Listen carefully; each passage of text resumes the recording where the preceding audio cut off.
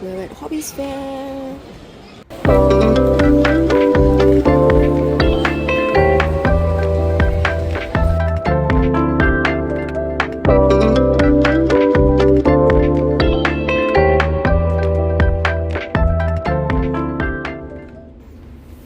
In lieu of an actual recording on the day, please take this voiceover as you view my setup. I just cut out a bunch of parts and fast forwarded it because, if you've watched my previous vlogs before, you've seen all of this before.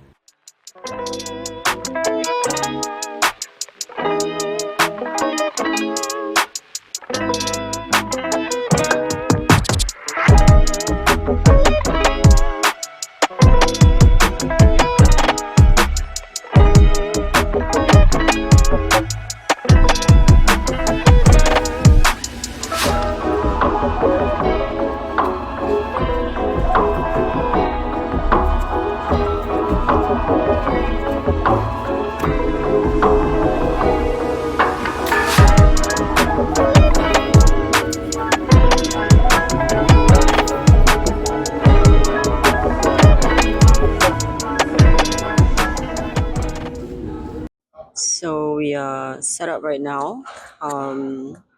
It's not really changed from the last setup that I've done. Just that the last time around I had the half and half for the demo table and this. And I didn't check the dimensions for the table and I just assumed that it was the same size, but it's actually a smaller table. So I ended up spreading out the setup across the whole table instead, so it doesn't so I didn't have to squeeze too much. I hope you can hear me because the choir is going on, choir rehearsals are going on, but yeah. I put my mic on, so hopefully it's not too bad. Okay, so just looking at it like that, so Invisible Blueprints is the new product, but as you can see, it's kind of blocking my sticker display, so I'm gonna have to move.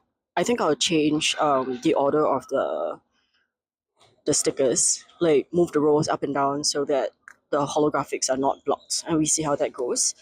And I don't know whether you noticed, but I updated my no payment info. So the last time I said I wanted it to be wood palette, so now it's wood palette.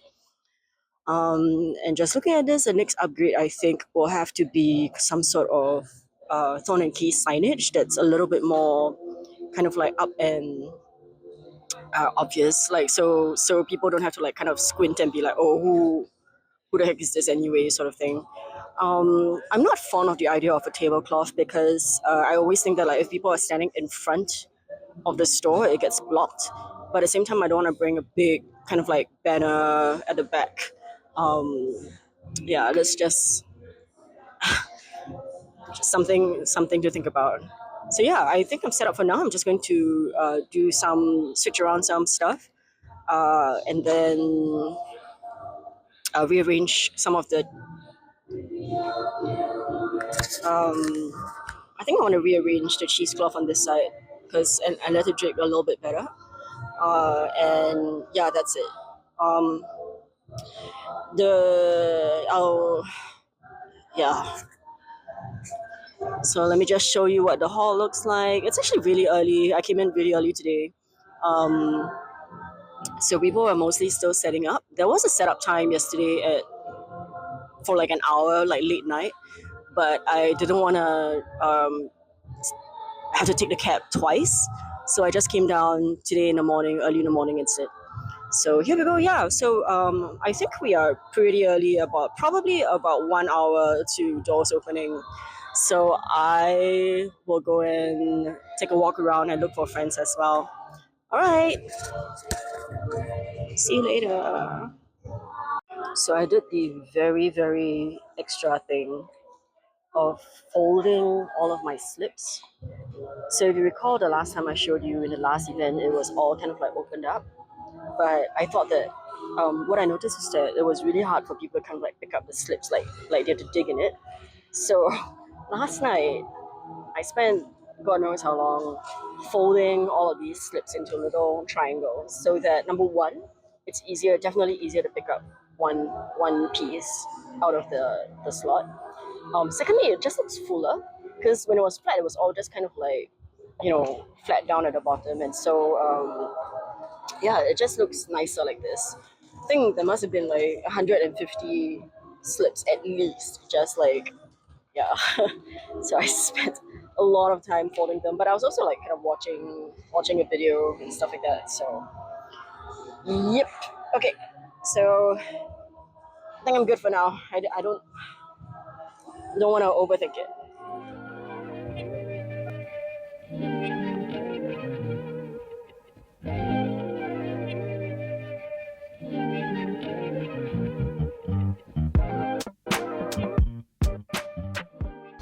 Good morning. It's a bit noisy now because the RC decided to turn their music on, but yeah, I realized that I didn't really film myself coming in yesterday morning. Today is day 2, so I didn't film myself coming in yesterday morning and kind of like talking about the setup and things. But I mean, I talked about the setup, but I didn't really talk about how Hobbies Fair went for me.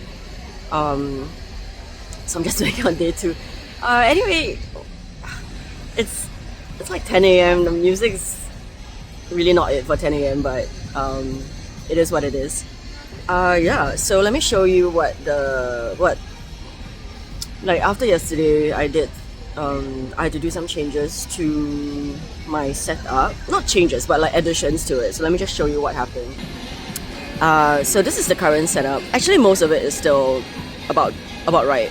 I just added this one here because I felt like at this general con I needed a big sign to tell people that I'm doing immersive games, which is such a big, because the con is so diverse. There's like RC racing. If I'm not wrong, that's tennis right there. The blue sign is tennis, and then I can't even see from here, but all of these are all like various hobbies and crafts and merch and stuff like that.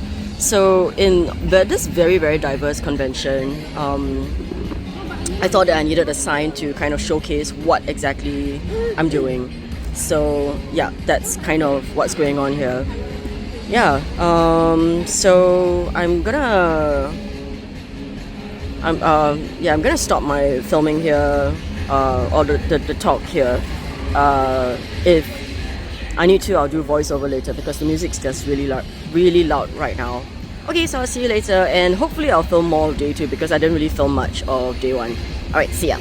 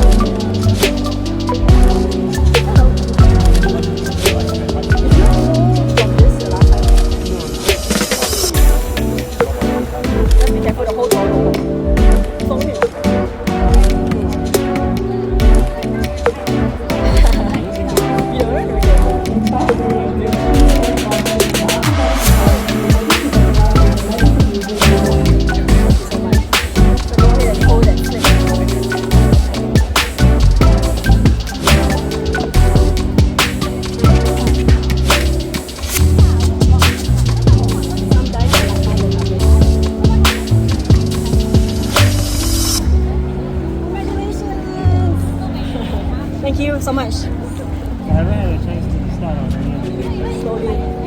It's always that. Okay, say bye.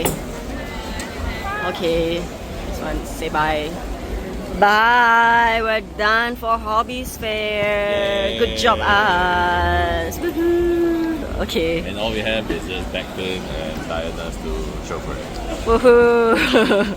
Hello, I'm back from Hobbies Fair, and this is like actually maybe about 2 or 3 weeks after Hobbies Fair. So, yeah, just a really quick word and a wrap up on what's going on, or what went on during Hobbies Fair. I know that I didn't get a lot of footage of the fair, of like what was going on in the fair, even though it was like a weekend long. That was because it was just so busy, and actually the table was smaller than I expected, so there wasn't any space to kind of hide my camera without it being in the way of everything else. And I needed every little bit of space there because there was so many people coming through to that area that I felt like I didn't have the time to be careful about where I was putting things. So having a good strip of space and having enough room to move around, that was more important to me than recording the process, if that makes sense. But the long story short is that actually Hobbies Fair went really well for me. I wasn't sure what to expect, even though it was kind of well recommended by some other friends in the industry.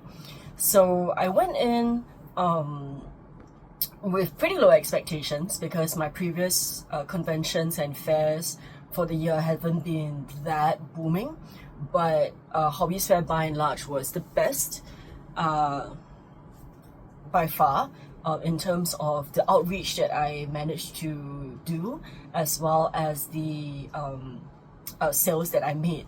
So I think it was a good decision to go in the end, and I ended up meeting actually a lot of puzzle and escape room related people while I was there. So that was nice. I think it ended up being like an unexpected sort of networking. So I'm thankful and grateful for that. Definitely I had fun. It was really tiring. I actually had a little bit of trouble with the stock at first. So what had happened was that I did a reprint of my the puzzle zines. So if you don't know how those puzzle zines look like, they're actually one A4 sheet. Wait, I'll show you.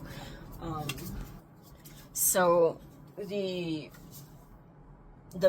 actual product looks like this. So it's so small, like it's A6 size, I would say, like half. I think it's A6 or A7 size. And this is from the first print. So this is a copy I kept for myself from the first print. So I sold out the first print, and so I had to do a reprint to bring this back in stock. And what had happened was that the printing company kind of messed up my margins, and so the fold became pretty bad. Like this one is so neat, and I don't know whether it's focusing. Hopefully it's focusing. Like you see, it's so neat, and like every page is neatly on a page by itself. So this is how it's printed usually. So it's an A4 size piece that I cut up into the zine. And so if you notice on this one, like every page margin is neatly done and neatly measured, but I couldn't get that for some reason for the second print. And so there was a little bit of a confusion at the beginning where like before the event, where I went all the way to the printing company, received the items, and then only when I came back and started folding that I realized that there was something wrong with it. And then I had to do a little bit of back and forth with the printing company, which took time, of course, and then I had to go back and get the reprint and come back and realize that it's still not printed right. So by that time I didn't have time to do another reprint, and so I just folded it as best as I could. It doesn't affect gameplay. It didn't affect gameplay. It's just that aesthetically it's not like neat. So I ended up giving $1 off the usual price for these. So yeah, that was a little bit of an issue that happened at Hobbies Fair. And so when that happened, because I didn't have time, even though I printed 50 sheets, like A4 sheets, I only prepared 20 the first day of each issue. So like both both issue 1 and then issue 2, which I didn't bring from my desk. So I prepared 20 of each, and I actually sold 20 each on the first day. And so I was a little bit shocked because to me, like from the previous experiences, 20 is usually enough to last the whole weekend, in the sense that like 20 each is enough to last the whole weekend, because not everybody wants to buy the bundle. Not everybody is really into the idea of that. My TTRPGs go a little bit better than this, actually. So I was surprised, and so I prepared another 20 to bring in on I prepared another 15, sorry, and I prepared another 15 to bring in on day 2, because I just didn't have time that night, because I was so tired. And I sold out by 2, I think. And fortunately, my husband was on the way from home, so he could bring the rest of them to the event for me. And then I had to spend like an hour or so kind of like cutting and folding at the venue itself. It was surprising to me that went as well as it did. I mean, of course, I'm not doing like mega numbers, right? But in terms of like just comparison across the other conventions, I think I did.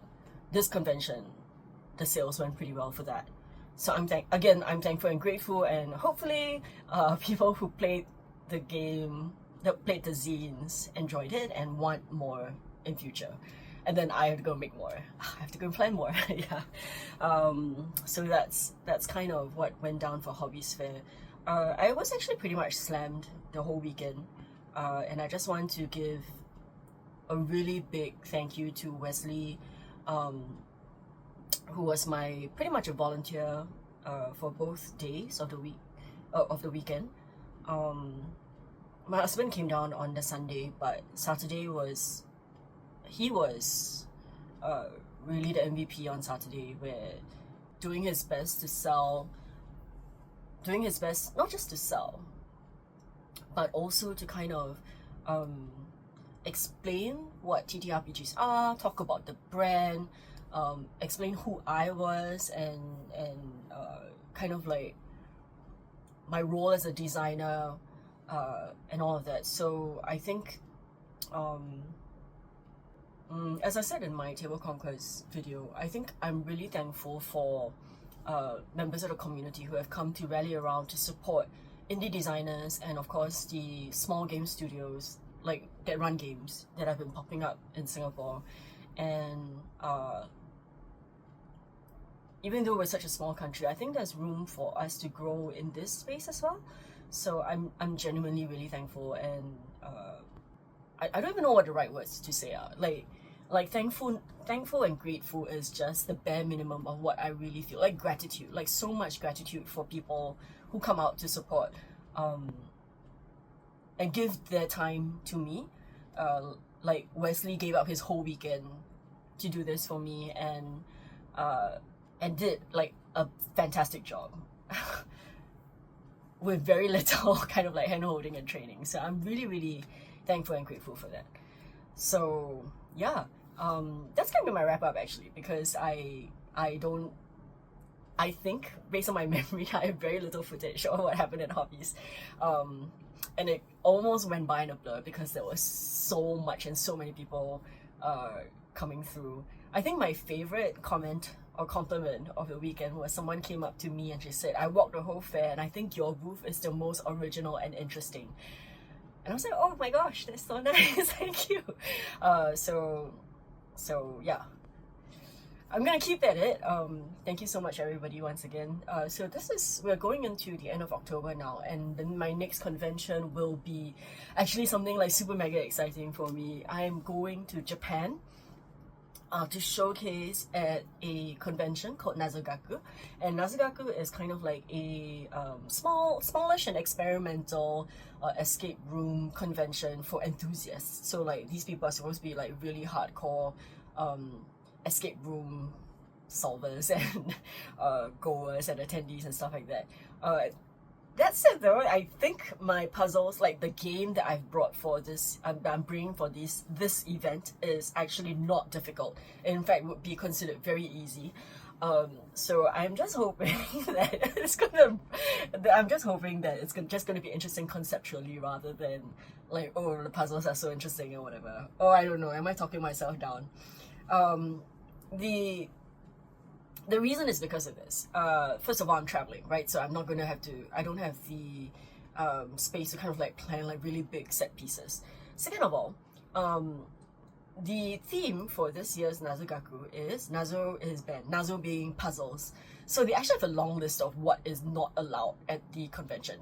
So it's just a setting they have, and there is kind of like a meta game, so to speak, where there is an organization called the J Committee who has banned Nazo because, I don't know, they don't want to fund it in people's lives, I guess. And they are kind of around to police, they will be walking around to police all the different event presenters to see if there is Nazo in their presentation. And then they'll kind of like keep a tally of it, or like how many complaints have been made against this exhibitor for having Nazo in their game.